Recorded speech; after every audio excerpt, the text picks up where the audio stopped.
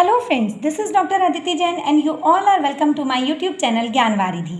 आज हम acid rain, जिसको हम अम्लीय वर्षा के रूप में जानते हैं, उसके विषय में इस वीडियो में चर्चा करेंगे।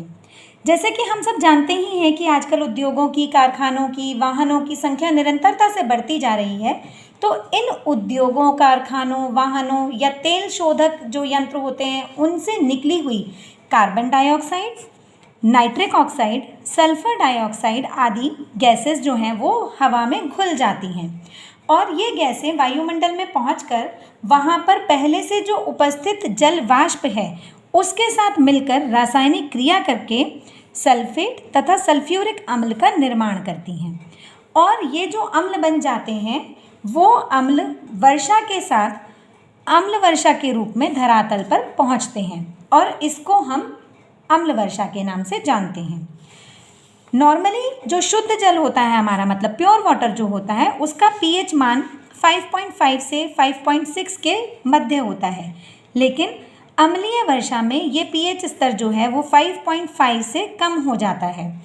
और जल का पीएच मान यदि 4 से कम हो जाता है तो यह जैविक समुदाय के लिए बहुत हानिकारक स्थिति होती है।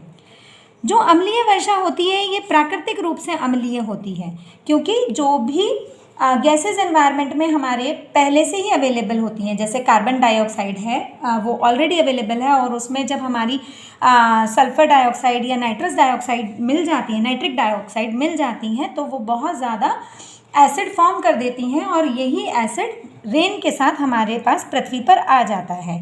अब अगर हम बात करें कि इसमें जो मुख्य अम्ल होते हैं, जो मुख्य एसिड होते हैं, वो कौन कौन से होते हैं। First one is sulphuric acid, another is nitric acid and third one is कार्बनिक एसिड। ये 3 मुख्य अम्ल होते हैं अम्लीय वर्षा में। इनको आप अच्छे से नोट डाउन कर लीजिए कहीं पर, क्योंकि ये कई बार क्वेश्चन आ जाता है।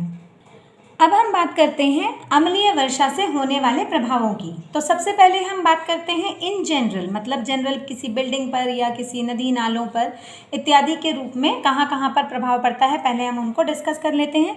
तो सबसे पहले जो इससे होने वाली नुकसान है हमारा, वो है वनस्पति। जो हमारी वनस्पति है वो नष्ट हो जाती है, पत्तों के रंग में परिवर्तन होने लगता है, वृक्षों की शिखर की सीमित वृद्धि होती है, मतलब बहुत ज़्यादा ऊंचाई तक नहीं बढ़ पाते हैं, वृक्षों की प्रजनन क्षमता में कमी आने लगती है, असमय फूल, पत्तियां, कलियां आदि गिरने लगती हैं और अनेक देशों में वनों का क्षेत्र प्रायः इस अम्लीय वर्षा के कारण नष्ट होता जा रहा है। अब बात करते हैं जलीय जीवन की।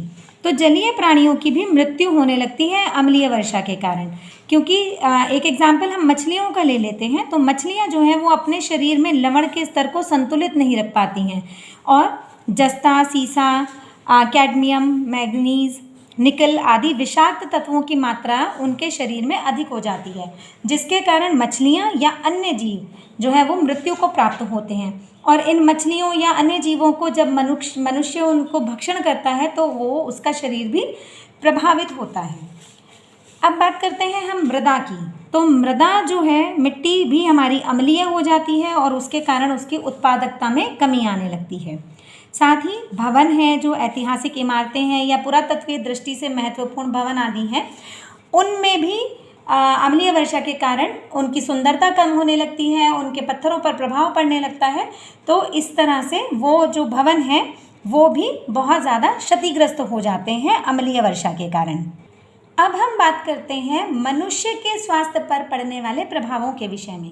तो सबसे पहले अम्लीय वर्षा के कारण जो जल के भंडार हैं, मतलब वाटर रिजर्व्स हैं हमारे, जैसे नदियां हैं, तालाब हैं, इन सब का जो जल है वो प्रदूषित हो जाता है और उस जल का जब हम सेवन करते हैं तो हमारा स्वास्थ्य स्वाभाविक रूप से खराब होने लगता है।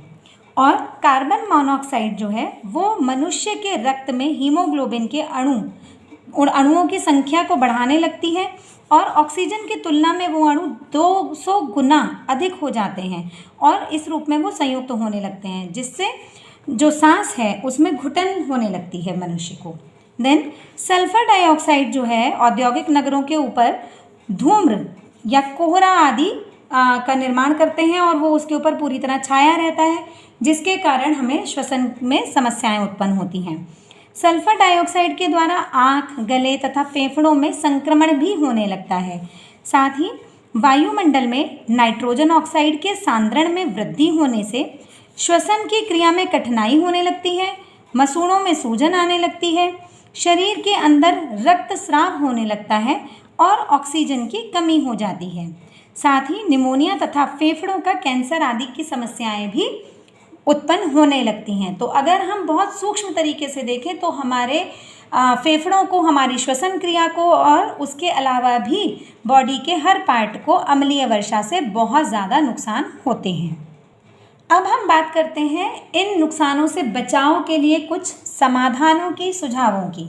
तो सबसे पहली बात है कि वैकल्पिक ऊर्जा स्रोतों का उपयोग करने पर हमें बल देना चाहिए, जैसे सौर ऊर्जा है, पवन ऊर्जा है, भूतापीय ऊर्जा, परमाणु ऊर्जा, जल ऊर्जा इत्यादि। इन सब पे हमें ज़्यादा बल देना चाहिए, जिससे हमारा जो गैसेस का विसर्जन है, उत्सर्जन है, वो कम हो।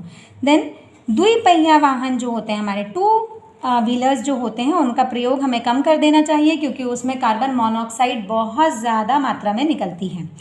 ऐसे ऊर्जा स्रोतों का कम उपयोग करें जिनसे SO2 या NO2 मतलब सल्फर डाइऑक्साइड और नाइट्रिक ऑक्साइड आदि का उत्सर्जन अधिक होता है, जिनसे उन स्रोतों को हमें कम प्रयोग में लाना चाहिए।